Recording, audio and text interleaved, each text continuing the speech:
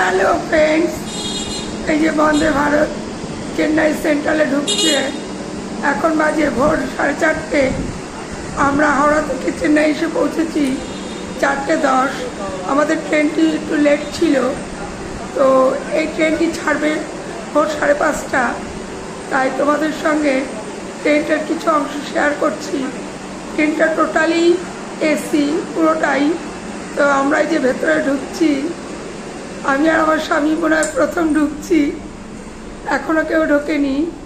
ওই যে news paper পড়ছে, ক্যান্টিন বয়রা খুলেই সকলের টেবিলে নিউজ পেপার দিয়ে গিয়েছে এবং সকালের টিফিনের সমস্ত কিছু তুলছে তারা।